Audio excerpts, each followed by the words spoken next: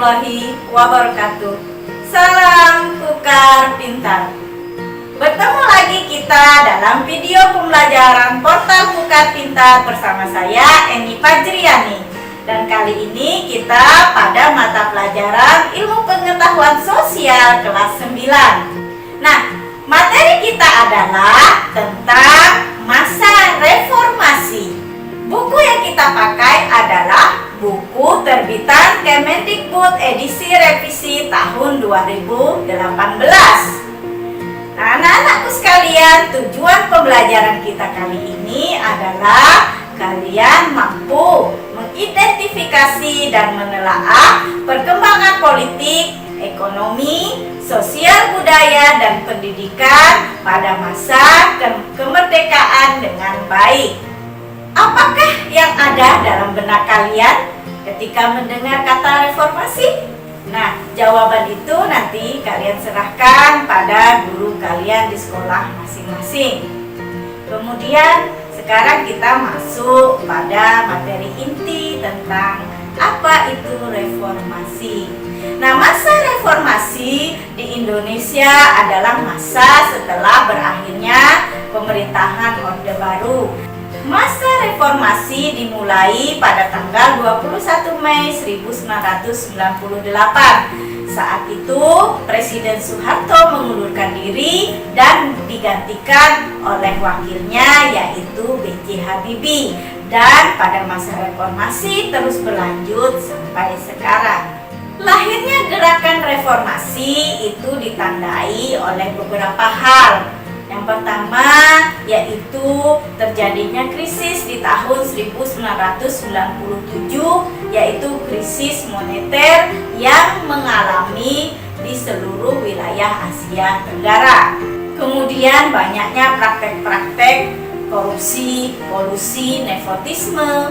Kemudian adanya tragedi Trisakti pada tanggal 12 sampai 13 Mei 1998. Terjadinya kerusuhan dan penjarahan di kota-kota besar di Indonesia. Kemudian di tanggal 18 sampai 20 Mei 1998, gedung DPR diduduki oleh mahasiswa, serta di tanggal 21 Mei 1998 pengunduran diri Presiden Soeharto sehingga lahirnya reformasi.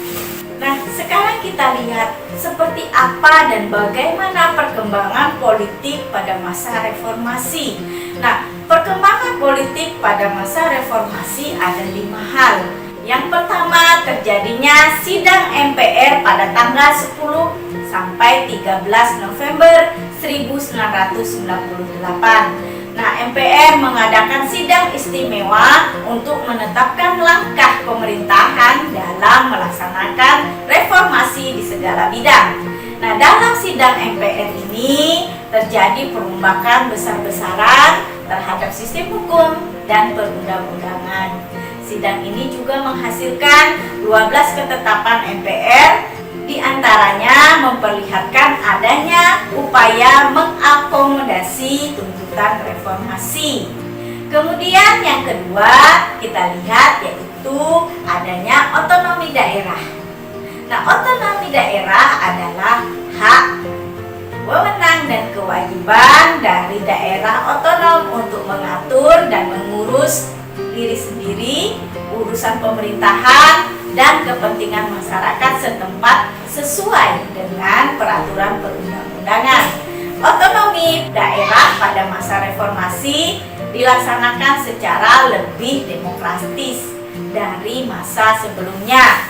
Pembagian hasil eksplorasi dan eksploitasi sumber daya alam antara pemerintah pusat dan daerah juga disesuaikan dengan kebutuhan daerah untuk meningkatkan kesejahteraan masyarakat di daerah. Kemudian yang ketiga yaitu di mana kebebasan berpolitik pada masa reformasi dilakukan dengan pencabutan pembatasan partai politik. Nah, dengan adanya kebebasan untuk mendirikan partai politik pada pertengahan bulan Oktober 1998 sudah tercatat sebanyak 80 partai politik dibentuk. Yang keempat, Angkatan Bersenjata Republik Indonesia atau yang kita singkat dengan ABRI dihapuskan secara bertahap sehingga ABRI berkonsentrasi pada fungsi pertahanan dan keamanan. Kedudukan ABRI dalam MPR jumlahnya juga sudah berkurang dari 75 orang menjadi 38 orang. Dan yang kelima yaitu tentang bagaimana penyelenggaraan pemilu. Nah, di sini pemilu pertama kali dilakukan di tahun 2004, yaitu memungkinkan rakyat untuk memilih presiden secara langsung. Nah, cara pelaksanaan benar-benar berbeda dari pemilu sebelumnya. Nah, pemilu tahun 2004 dilaksanakan minimal 2 tahap dan maksimalnya 3 tahap. Tahap pertama yaitu pemilihan tentang legislatif yang memilih tentang partai politik dan anggotanya yang dicalonkan menjadi anggota DPR, DPRD, dan DPD. Kemudian di tahap kedua ada pemilu presiden. Pada putaran pertama, pada tahap ini pasangan presiden dan wakil presiden secara langsung oleh rakyat. Kemudian pada tahap ketiga yaitu pemilu presiden tahap kedua. Nah, pemilu presiden tahap kedua ini terakhir yang hanya dilaksanakan apabila pada tahap kedua belum ada pasangan calon presiden yang mendapatkan suara 50% dan pemilihan presiden putaran pertama. Kemudian cara pelaksanaan pemilu tahun 2004 masih digunakan di tahun-tahun berikutnya sampai sekarang. Sekarang kita lihat seperti apa perkembangan dari ekonomi pada masa reformasi dan pada masa sekarang. Nah, pada masa reformasi Indonesia tengah menghadapi krisis ekonomi. Upaya-upaya untuk pemulihan ekonomi terus dilakukan pada berbagai periode kepemimpinan pada masa reformasi. Nah, kita lihat periode pada masa Presiden B.J. Habibie, yaitu dari 21 Mei 1998 sampai 20 Oktober 1999 yang masa jabatannya hanya 1 tahun 5 bulan. Nah, pada masa Presiden B.J. Habibie ditetapkan kebijakan pokok di bidang ekonomi seperti penanggulangan krisis ekonomi dengan sasaran terkendalinya nilai rupiah dan tersedianya kebutuhan bahan pokok dan obat-obatan dengan harga terjangkau, serta berputarnya roda perekonomian nasional dan pelaksanaan reformasi ekonomi. Setelah B.J. Habibie berakhir masa jabatannya, kemudian dipimpin oleh Presiden Abdurrahman Wahid atau yang kita kenal dengan Gus Dur. Nah, Gus Dur menjabat dari tanggal 20 Oktober 1999 sampai di 23 Juli 2001. Nah, pada masa ini kondisi ekonomi mulai menunjukkan adanya perbaikan dan kondisi keuangan juga sudah mulai stabil. Namun, keadaan kembali merosot pada bulan April 2001. Nilai tukar rupiah terhadap dolar Amerika melemah sehingga mencapai 1 dolarnya adalah 12.000 rupiah. Nah, melemahnya nilai tukar rupiah ini berdampak negatif terhadap perekonomian nasional dan menghambat usaha pemulihan ekonomi. Kemudian kita lihat pada masa Presiden Megawati Soekarno Putri. Nah, pada masa Megawati Soekarno Putri, beliau menjabat dari 23 Juli 2001 sampai 20 Oktober 2004. Pada masa ini, nilai tukar rupiah terhadap dolar Amerika berhasil distabilkan dan berdampak pada terkendalinya harga-harga barang. Selain itu, di tingkat inflasi itu rendah dan cadangan devisa negara stabil. Namun, pertumbuhan ekonomi masih tergolong rendah yang disebabkan kurangnya menariknya perekonomian di Indonesia bagi investor dan karena tingginya suku bunga deposito yang ada di Indonesia. Adapun kebijakan-kebijakan yang ditempuh untuk mengatasi permasalahan ekonomi ini, yang pertama adalah meminta penundaan pembayaran utang sebesar 5,8 miliar US dollar. Kedua, mengalokasikan pembayaran utang luar negeri sebesar 116,3 triliun rupiah.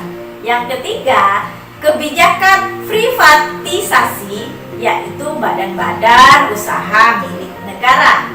Selanjutnya, kita lihat pada masa Presiden Susilo Bambang Yudhoyono. Pada masa kepemimpinan Presiden Susilo Bambang Yudhoyono, perekonomian Indonesia mengalami perkembangan yang cukup baik. Pada masa kepemimpinan Presiden Susilo Bambang Yudhoyono, hal ini terlihat dari rata-rata pertumbuhan ekonomi yang berkisar pada 5% sampai 6% per tahun. Nah, dalam penyelenggaraan perekonomian negara, pemerintah pada saat itu menerapkan beberapa kebijakan. Di antaranya, yang pertama adalah mengurangi subsidi bahan bakar. Yang kedua, pemberian bantuan langsung tunai, program BLT yang diselenggarakan sebagai respon kenaikan dari BBM. Dan yang ketiga, yaitu pengurangan utang luar negeri. Nah, anak-anakku sekalian, selanjutnya kita membahas tentang bagaimana kehidupan masyarakat Indonesia pada masa reformasi. Yang pertama, kita lihat kehidupan sosialnya.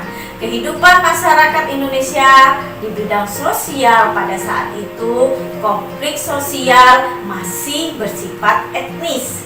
Kemudian kita lihat yang kedua di bidang pendidikan. Perubahan sistem pendidikan, pergantiannya kurikulum pendidikan menyebabkan banyaknya perubahan-perubahan yang ada di dalam dunia pendidikan. Yang ketiga adalah di bidang kebudayaan.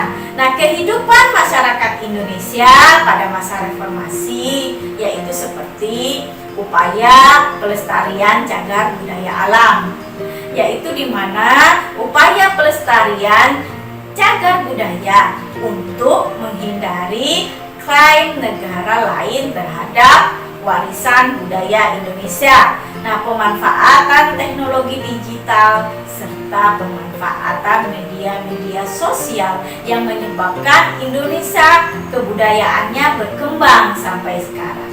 Nah, demikianlah anak-anakku sekalian. Untuk lebih memahami materi kita hari ini, baiklah kalian kerjakan lembar kerja berikut.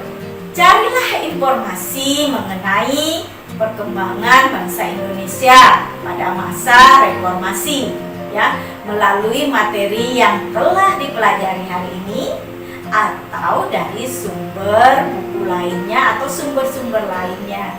Kalian bisa jawab dalam tabel berikut.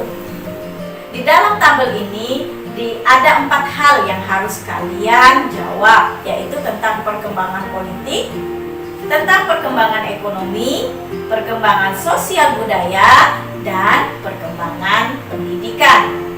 Baiklah anak-anakku sekalian, sebelum kita akhiri materi kita kali ini, mari kita sama-sama refleksi apa yang sudah kita pelajari. Materi apa saja yang kalian pelajari kali ini? Bagian mana yang masih membingungkan kalian? Kemudian, bagaimanakah kesan kalian terhadap aktivitas pembelajaran kali ini? Bergulirnya pergerakan reformasi menyadarkan bangsa Indonesia mengenai demokrasi dan menghargai kedaulatan rakyat. Sebuah pemerintahan yang menghormati aspirasi rakyat akan mendapatkan dukungan rakyat. Sebaliknya, perilaku para pemimpin yang tidak menghargai kedaulatan rakyat dan nilai-nilai demokrasi akan menyebabkan rakyat tidak percaya kepada para pemimpin. Demikianlah anak-anakku sekalian. Sampai jumpa pada pertemuan berikutnya. Terima kasih. Assalamualaikum warahmatullahi wabarakatuh. Salam Kukar Pintar.